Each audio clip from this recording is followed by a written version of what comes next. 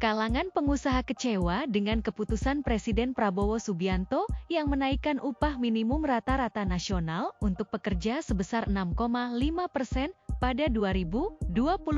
Penetapan kenaikan upah tahun depan disebut tidak mempertimbangkan masukan dari pengusaha di tengah tekanan ekonomi nasional. Wakil Ketua Umum Kamar Dagang, Kadin, Indonesia Sarman Simanjorang mempertanyakan rumus penghitungan kenaikan upah 2025 sebesar 6,5%. Pelaku usaha dipastikan akan bertanya dari mana rumusnya angka sebesar 6,5% tersebut, ujar Sarman saat dihubungi Tribunnews, dikutip Sabtu, 30 November 2024. Ia menjelaskan, berdasarkan peraturan pemerintah, PP, Nomor 51 Tahun 2023, penetapan upah minimum 2025 akan memakai formula inflasi, pertumbuhan ekonomi, dan indeks tertentu yang disimbolkan dalam bentuk alfa, dan kebutuhan hidup layak sesuai dengan keputusan Mahkamah Konstitusi. Kami menunggu penjelasan yang lebih komprehensif dari pemerintah dalam hal ini Kementerian Ketenagakerjaan dari mana angka kenaikan 6,5% tersebut, kata Sarman. Kalangan pengusaha merasa tidak dilibatkan dalam merumuskan kenaikan upah minimum provinsi sebesar 6,5% tersebut. Karena itu, dia berharap kepada pemerintah dalam menetapkan kenaikan UMP harus mendengar aspirasi dari pekerja dan pengusaha. Karena yang akan menanggung kenaikan UMP itu adalah pengusaha, sehingga memang aspirasi pelaku usaha juga perlu didengarkan oleh pemerintah sebelum menetapkan besaran kenaikan UMP, terang Sarman. Ia pun berharap kenaikan UMP memperhatikan kondisi ekonomi nasional saat ini dan kondisi geopolitik dunia, serta daya beli masyarakat yang saat ini masih belum stabil.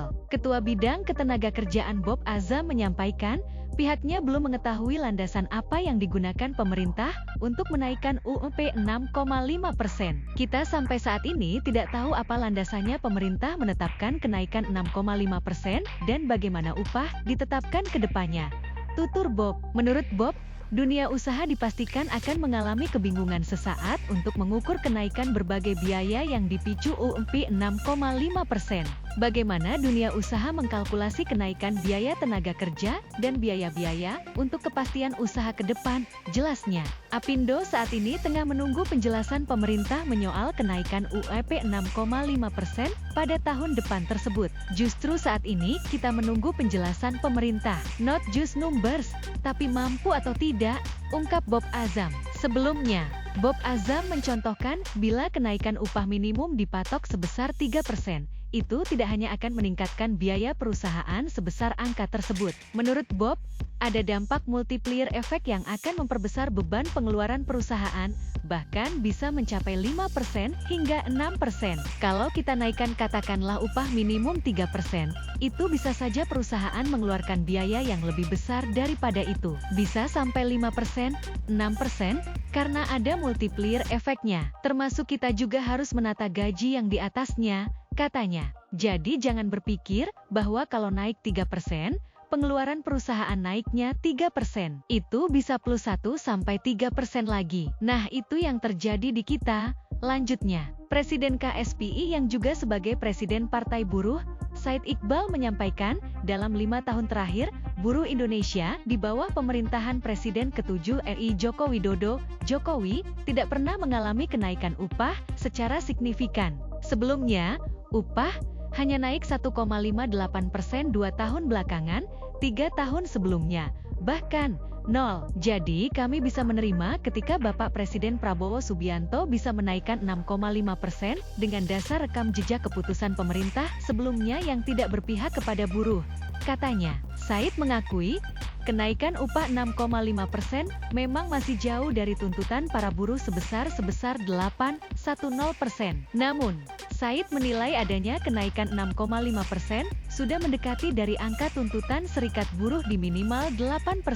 Sudah mendekati dari nilai yang diharapkan oleh buruh harapannya 8,10%, karena 6,5% mendekati 8%. Maka buruh menyatakan menerima keputusan Presiden RI Prabowo Subianto, yaitu menaikkan upah minimum 6,5% jadi mendekati 8%, ujar dia. Said menyatakan alasan lain kenapa buruh menerima dari keputusan Presiden Prabowo itu. Salah satunya soal fenomena deflasi yang pernah dialami oleh Indonesia 5 bulan terakhir. Kata dia, angka 6,5% itu yang diputuskan oleh Prabowo itu sudah rasional dan masuk akal dengan penghitungan deflasi tersebut. Deflasi sendiri merupakan kondisi ekonomi di mana harga barang dan jasa secara umum mengalami penurunan di dalam jangka waktu tertentu. Karena kita kan pernah mengalami deflasi 5 bulan, sebenarnya kalau tidak deflasi dihitung, itu kenaikan upah bisa 8% atau setidaknya 7,7%, kata dia.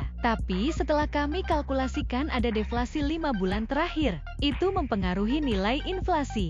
Maka 6,5% yang telah diputuskan oleh Presiden Prabowo Subianto adalah rasional, masuk akal, dan sesuai dengan keputusan MEK, sambung Said Iqbal. Ketua Umum KSPSI Pembaruan, Jumhur Hidayat menilai, Presiden Prabowo serius dan tulus memperhatikan kesejahteraan buruh dengan menaikkan upah sebesar 6,5%. Selain itu, Jumhur menyebut, pemerintahan Prabowo juga akan menghadirkan beberapa kebijakan yang mendukung bergairahnya sektor industri dengan menindak tegas barang-barang impor ilegal dan juga membatasi impor barang-barang yang sudah bisa diproduksi di dalam negeri.